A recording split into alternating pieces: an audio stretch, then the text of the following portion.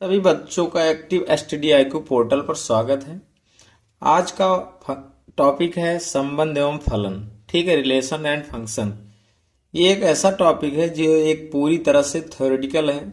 इससे बच्चे 100% घबराए हुए रहते हैं, जो कि इससे आसान कोई चैप्टर नहीं है। ठीक, केवल इसमें थ्योरी आपको समझ में आना चाहिए। तो ये कुछ थ्योरी हम आपको समझाएंगे जो कि एक सरल ही शब्दों में लिखी गई है, और ये आपको समझने के लिए इतना काफी है संबंध एवं फलन के लिए। ठीक है, तो यहाँ पे क्रमित युग्म बनाए जाते हैं।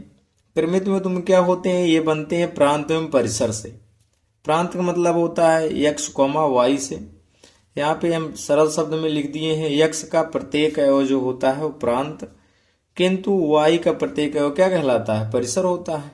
इसी संबंधी एक सह प्रांत भी आएगा, वो आपको फलन में बताया जाएगा। ठीक है, तो यहाँ पे जो संबंध होता है वो क्रमित युग्म के प्रत्येक एलिमेंट्स जो बनाए जाते हैं, एक का दूसरे से संबंध होता है। ठीक है, तो यहाँ पे आपको लिख दिया गया जो संबंध के अकॉर्डिंग x, y जो है, अर्थात इसको कह सकते हैं x का रिलेशन किससे है, y से। r का मतलब होता है रिलेशन, इसलिए x रिलेट टू y लिख सकते हैं। ठीक, आर संबंध अर्थात यह कह सकते हैं कि समुच्चय ए तथा कोई समुच्चय बी, दो मतलब सेट हों के अवयवों से जो युग्म बनते हैं वो एक दूसरे संबंध रखते हैं कथन के अनुसार। लेकिन ठीक है, अर्थात जो कथन हमें कहा जाएगा उसी के अकॉर्डिंग जो है संबंध बनते हैं। जरूरी नहीं है कि प्रत्येक अवयव एक दूसरे संबंध रखें। ठीक, वो जो कथन हमें कहेगा उसी के अकॉर्डिंग हम क्रमित युग्म का निर्माण करते हैं। ठीक, तो ए और बी का कार्तीय गुणन क्या होता है, इससे जो मतलब हम इसका कार्तीय जो गुणन बनाते हैं उससे आप एक संबंध निर्धारित कर सकते हैं। ठीक, यहाँ पे देखिए हमने एक जैसे एग्जांपल ले लिया गया, A set A equal A comma B है, सेट बी इक्वल 1 और 2 है। ठीक, तो इसका आर कैसे निकाला जाता है, ए क्रॉस बी निकालेंगे। ठीक है, क्रमित युग्म के लिए इसका कार्तीय गुणन। ठीक, तो ए का एक से जैसे आप सेट में लिखा जाता है, इसे जैसे ए का जैसे आप मल्टीप्लाई कराते हैं वैसे इसमें आप कॉमा लगा के क्रमित युग्म बनाए जाते हैं। ठीक, जैसे ए का 1 से तो ए कॉमा 1 लिख दिया गया, ए का 2 से रिलेट कर रहे हैं तो ए कॉमा 2 लिख दिए, बी का 1 से होगा बी से 1 लिख दिए, और बी से 2 का होगा तो बी 2 लिख दिए। तो अगर ये एक दूसरे से अगर निश्चित फलन के रूप में दिया गया है तो आप इसको लिख सकते हैं AR1 AR2, और यहां से लिख सकते हैं BR1 और BR2। ठीक है, अगर इतना आपको समझ में आ गया कि क्रमित युग्म कैसे बनते हैं, तो जो कथन दिया रहेगा उसके अकॉर्डिंग बनाएंगे। तो जो अवयव यहां से प्रांत और परिसर से मिलते हैं, ठीक है, उसका एक दूसरे से संबंध होता है। ठीक, अब यहाँ पे आप समझेंगे संबंध के प्रकार। ठीक, इसमें पहला संबंध है स्वतुल्य संबंध। यह समुच्चय ए का प्रत्येक अवयव स्वयं से आर द्वारा संबंधित हो तो ऐसे संबंध आर को स्वतुल्य संबंध कहते हैं। अब इतना बड़ा जो थ्योरी लिखी है इसको समझने से अच्छा है एकदम शॉर्ट में आप समझना चाहें तो आपका होगा, यदि आपको कोई ऐसा संबंध मिले, आर में कोई ऐसा संबंध आपको मिले, तो आप A, belongs to R for all to A belongs to A. कोई समुच्चय ऐसा हो जिसका प्रत्येक अवयव स्वयं से ही एक संबंध स्थापित करता हो, तो समझ लीजिए क्या कहलाता है, स्वतुल्य संबंध। ठीक है, अर्थात आप कह सकते हैं A, एक क्रमित युग्म है, तो ए का ए से स्वयं से संबंध दिखा रहा है। बिलोंग्स टू मतलब आर में एक ऐसा संबंध है जो सभी के लिए, यानी ए बिलोंग्स टू ए, मतलब इसका जो ए है वो स्वयं ए में बिलोंग कर रहा है। ठीक है, तो अगर ये सिचुएशन अगर आपको कहीं दिखती है तो आप यहां लिख देंगे। ठीक है, क्या लिखेंगे, आर स्वतुल्य संबंध है। ठीक है, क्या है, आर स्वतुल्य संबंध है। जैसे एग्जाम्पल आप ले लीजिए,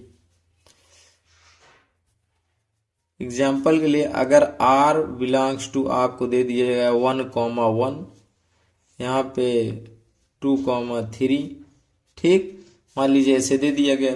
तो अब एक इसमें कंडीशन देखिए, अब यहाँ पे लिखेंगे चूंकि 1,1 क्या है, बिलोंग्स टू आर। तो कह रहे हैं देखिए यहाँ पे आपका क्या है, अगर यहाँ पे सेट मान लीजिए क्या है 1 2 3, ठीक।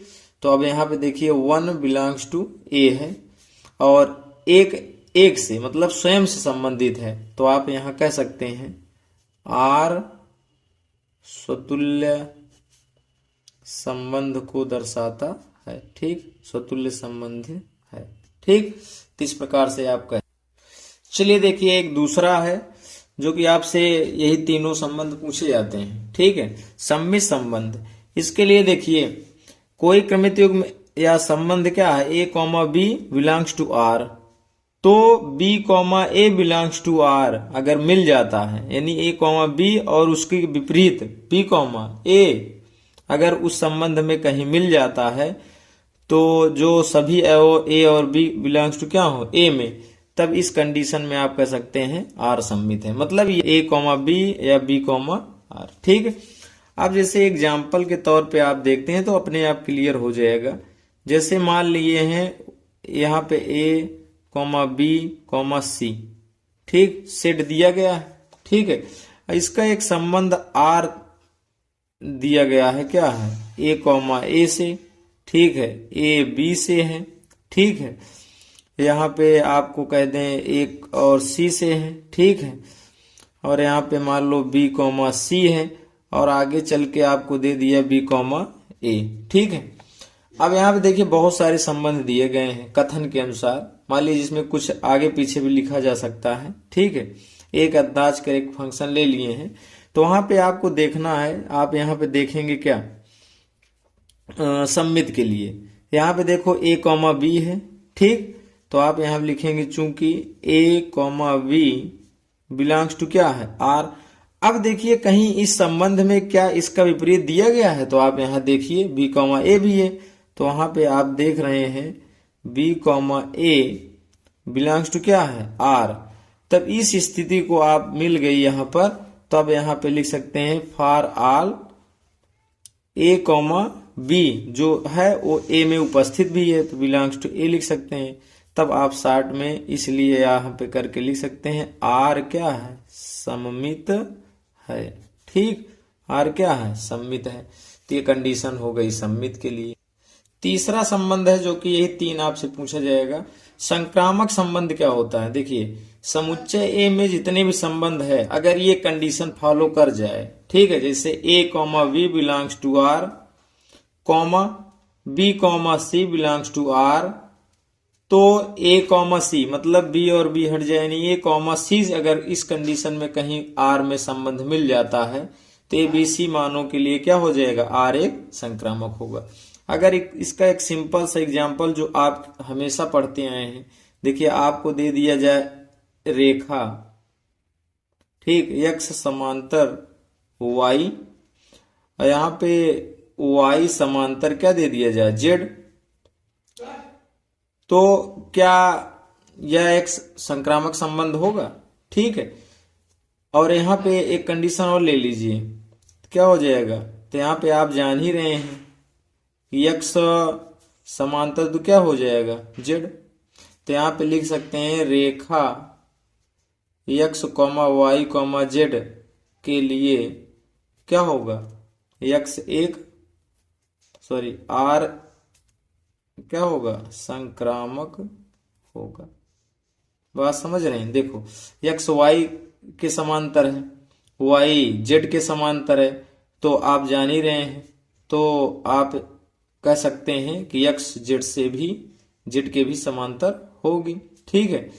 तो आप यहाँ लिख सकते हैं एक्स वाई जेड के लिए आर एक क्या होगा, संक्रामक फंक्शन होगा। कहने का मतलब आप एकदम सिंपल समझ रहे हैं कि आप यहाँ भी देख लीजिए 1,2 है और यहाँ पे 2,3 है, ठीक है। तो एक संबंध क्या होना चाहिए, 1,3। अगर ऐसा संबंध आपको मिल जाता है तीनों, जैसे 1 2 से है, 2 का 3 से है, तो 1 का 3 से अगर इस कंडीशन में अगर आपको कहीं मिल जाता है संबंध में, तो समझ लीजिए वह जो संबंध दिया गया है वो संक्रामक संबंध को दर्शाता है, ठीक। इस पर एक एग्जाम्पल देखते हैं। क्वेश्चन दिया गया प्राकृतिक संख्याओं के समुच्चयन में R X comma Y such that Y equal X plus 5 comma X is less than 4 द्वारा संबंध आ रहा है। ठीक है, तो ये कंडीशन दी गई है, तो y की वैल्यू निकालने के लिए x जो है x से 5 अधिक है और n का मान प्रयोग करना है। x का मान क्या है, n है, मतलब दोनों संख्याएं प्राकृतिक संख्या होनी चाहिए। तो आप संबंध बनाइए, तो r इक्वल क्या दिया गया है, x comma Y such that y equal X plus 5 X less equal 4, यानी x की वैल्यू आप रखिए 4 से कम होनी चाहिए, तो 1 2 और 3। तो यहां से r आपका बनेगा, आप रखेंगे x का मान कितना 1, तो y का मान कितना हो जाएगा 5 1 6। दूसरा रखेंगे 2, तो 2 में यहाँ पे 2 रखेंगे 5 2 7, यहाँ पे रखेंगे 3, तो 3 और 3 रखेंगे तो आ जाएगा 8। ठीक, तो हमारा संबंध आ गया। ठीक है, तो इसमें आप पहली कंडीशन, पहला आपको जांच करना है, क्या ज्ञात करेंगे, पहले आप ज्ञात करेंगे स्वतुल्य है कि नहीं, स्वतुल्य संबंध के लिए।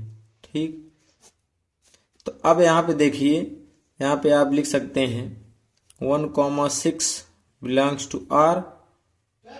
ठीक है, और यहाँ पे क्या है 2,7 बिलोंग्स टू R और 3,8 बिलोंग्स टू R, किंतु क्या 1,1 बिलोंग्स टू R है, नहीं है, तो डज नॉट बिलोंग्स टू लिख देना।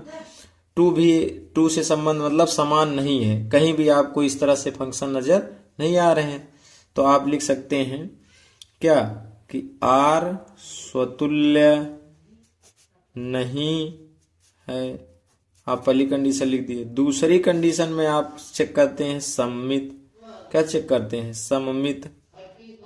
सममित के लिए आपकी कंडीशन क्या होती है, ए कॉमा, आपको यहाँ पे फिर से समझा दे रहे हैं, ए कॉमा बी होना चाहिए तो बी कॉमा ए होना चाहिए। ठीक, तो यहाँ पे क्या ऐसी सिचुएशन दिख रही, देखिए 1,6 बिलोंग्स टू R है, किंतु आप लिख सकते हैं 6,1 does not belongs to R। आपको इसमें कहीं नजर आ रहा है, देखिए जो संबंध बनाया गया 1,6,6,1 है, नहीं है, तो यहाँ पे आप लिख सकते हैं R सम्मित नहीं है। ठीक, अब यहाँ पे आप तीसरी कंडीशन आप निकालते हैं संक्रामक। ठीक, संक्रामक के लिए आपको बताए हैं A comma B belongs to R होना चाहिए और B comma C belongs to R, तो क्या होना चाहिए A comma C belongs to R। किंतु यहाँ पे देखिए, आप यहीं से आप संबंध रखिए, यहाँ से आप स्पष्ट कीजिए क्या है आपका 1,6 बिलोंग्स टू R है, लेकिन 6 का अन्य कहीं संबंध नजर आ रहा है, 6 का अन्य कहीं से संबंध आ रहा है, 6 का 7 या 6 का, तो इस तरह से कोई वैल्यू नहीं नजर आ रही, तो आप यहाँ पे लिख सकते हैं डज नॉट R। ठीक है, तो आप यहाँ पे क्या लिखेंगे, R संक्रामक भी नहीं है। तो इस तरह से आप तीनों कंडीशन दिखा सकते हैं कि यह जो संबंध था, ये तीनों तुल्यता संबंध को दर्शाते नहीं हैं। ठीक, नेक्स्ट वीडियो अगले दिन। धन्यवाद।